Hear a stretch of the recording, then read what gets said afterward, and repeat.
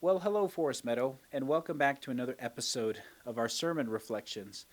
For those of you who've been taking the time to join us, you know that we've been walking our way through Matthew chapter 24, which is a quite difficult chapter for us to tackle, but we shouldn't shy away from the task, right? And so we're kind of hitting it head on, and we're trying to make sure that we have at least some grasp of what the passage is all about. And I know that probably like the disciples, there are many of you, if not all of us, are asking the same types of questions. If even only in our heart and in prayer, when will these things take place? When are they going to happen? Because we honestly want to know how it is that we should be prepared. Should I be doing something different? And so we might be going down the fear path, like we talked about and addressed last week. That's not a good path to go down. We're looking for the Antichrist in all places, right, in different countries and things of that nature. That's not the right direction for us to head. Is a direction of being fearful and anxious and worried. But you might be saying, Mike, but I still want to know when. I still want to know at least what should I be doing right now in light of all of Matthew 24? Well, let's talk about three quick things that we can do, three basic things that we can continue to do. The first thing is so simple. It's something we've been talking about the entire time, which is to know the scripture. It does us no good for me to tell you what you ought to think, because I'll tell you, there's a lot of things that I think about this stuff, and I'm not sure what exactly I think. And in the areas that I know that I'm sure that this is probably what this means, boy, I would not stake my life on that.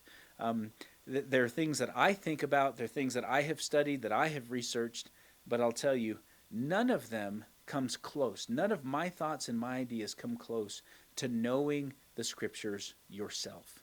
You ought to be familiar with the book of Jeremiah. Be familiar with the book of Ezekiel. Be familiar with the book of Daniel and the book of Revelation and 1st and 2nd Thessalonians.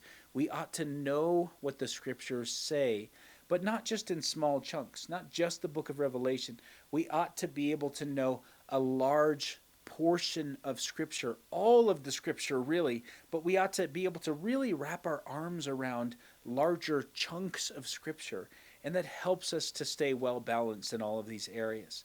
So as we know the scriptures more, what we recognize is, wow, God, you are sovereign, you are good, you are faithful, and you give us this type of instruction to help us and not to harm us. And so there is nothing better than I can tell you to do than to know what God has already said about all these types of events. Do we know exactly how they're all going to work out? No.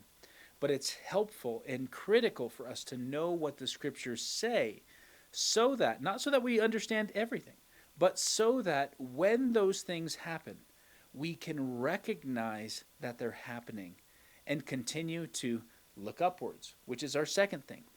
Second thing practically that we can do is expect Jesus' return. We should pray as if the Lord might be coming back tomorrow. We should live our lives as though the Lord might be coming back any day now. And not in a sense of, hey, I'm just not going to work. I'm not going to have a job. I'm not going to save up anything for the future. That's not the type of mentality that we have here. Paul addressed that when talking to the Thessalonians.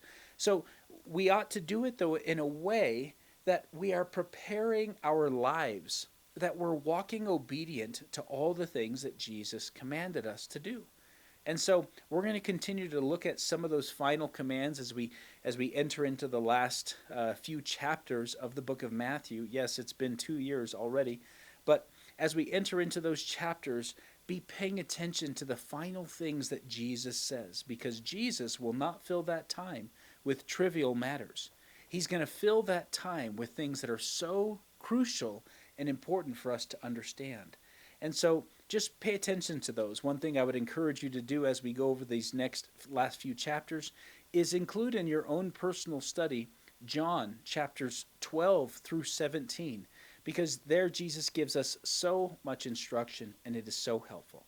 So the first thing we ought to do is know the scriptures. The second thing we ought to do is we ought to expect that Jesus is going to come back, which helps us to live our life in a manner that is meaningful and not just wasted.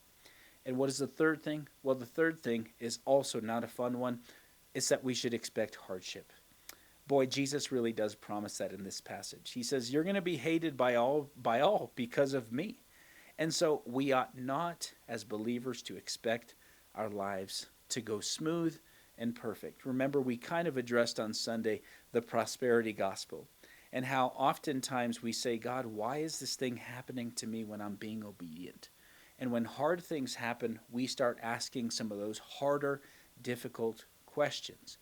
And often what's revealed is that maybe we have rejected prosperity gospel on the outside, but on the inside we're still going, but I thought there should be some more benefits to us following Jesus here in this life. And the truth is, those benefits may be there, but they may not be there.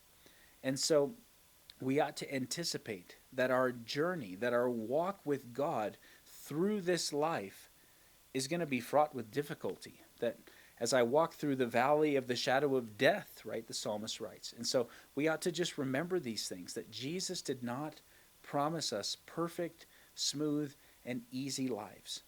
He did promise us, on the other hand, trials, tribulation, persecution, and those are not things that we should shy away from, but rather we should look upwards and say, "Lord, teach me how it is that I can do these things well.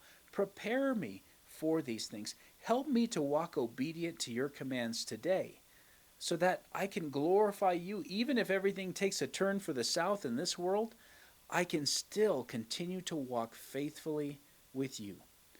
And so that's my advice and encouragement for us today. Know the scriptures, expect Jesus' return, and expect hardship. Well, let's go ahead and move on to our questions for the day. Our first question is this: what does Jesus' return mean for the rest of the world? Number 2, what does Jesus' return mean for us as believers? Number 3, what things are clearly stated in this text about which there can be no dispute? There's at least 4, just to give you a heads up. Number 4, how do we know if scriptural prophecy has been completely fulfilled and that an event was not merely a foreshadowing or a precursor? I want you to look at Matthew chapter 24, verse 34 for that one. Number 5, how has God dwelt among us throughout history now, and how will he dwell among us in the future? Number 6, how will we know that Jesus has returned? Number 7, how do we estimate the time of his return? Should we estimate the time of his return? That's a good secondary question for that one. Number 8, how do we prepare for our future, and what should be our expectations? And finally, number 9, what does Jesus expect of us while we await his return? Well, brothers and sisters, that's about all the time that we have for today. Just as a quick teaser, this upcoming week we're going to be looking at the parable of the 10 virgins in Matthew chapter 25. And my question for us is, what exactly does the oil represent? And I guess we'll see you guys next week. But I just want you guys to remember the concept that Jesus has been trying to drive into our minds. And what is that concept? It's simply this: I'll be back.